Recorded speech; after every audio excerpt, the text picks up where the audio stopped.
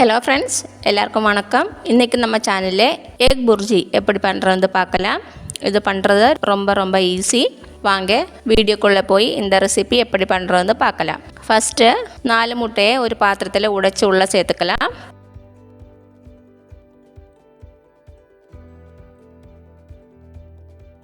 முட்டைக்கு தேவையான அளவு உப்பு சேர்த்துக்கோங்க. இது நல்லா பீட் பண்ணிக்கோங்க.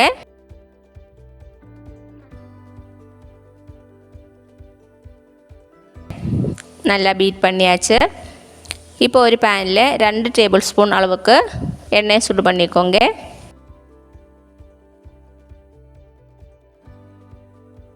எண்ணெய் சூடானதும் இதில் சின்னதாக கட் பண்ணால் 2 வெங்காயம் சேர்த்துடலாம். 1 நிமிஷம் வதக்கிக்கோங்க. இப்போ இதில் ஒரு சின்ன துண்டு இஞ்சி, அப்புறம் 2 பச்சை மிளகாய், கொஞ்சமாக உப்பு சேர்த்துட்டு இந்த வெங்காயம் நல்லா வதக்கிக்கோங்க.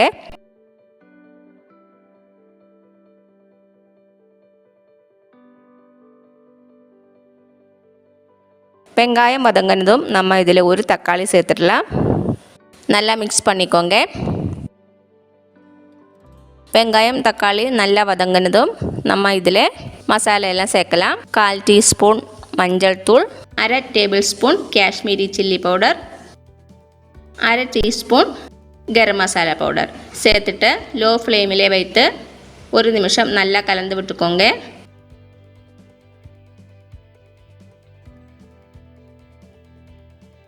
இதோட பச்சை வாசனை போனதுக்கப்புறமா நம்ம இதில் முட்டை சேர்த்துடலாம்.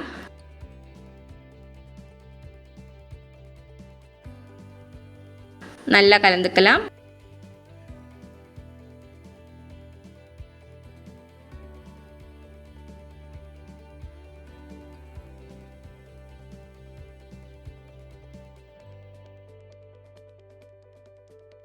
முட்டை சேர்த்தது நம்ம எந்த ஸ்டேஜில் வேணும்னாலும் கேஸ் ஆஃப் பண்ணிக்கலாம்.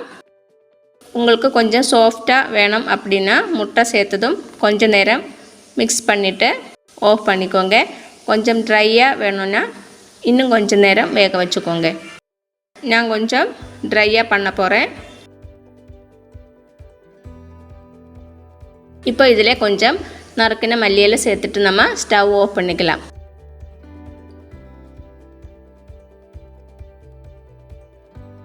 அவ்வளவுதான், டேஸ்டியான முட்டை பொடிமாஸ் சூப்பராக தயாராகிடுச்சு. கண்டிப்பாக ட்ரை பண்ணி பாருங்கள். மறக்காமல் சப்ஸ்கிரைப் பண்ணுங்கள், லைக் பண்ணுங்கள், ஷேர் பண்ணுங்கள். தேங்க்யூ.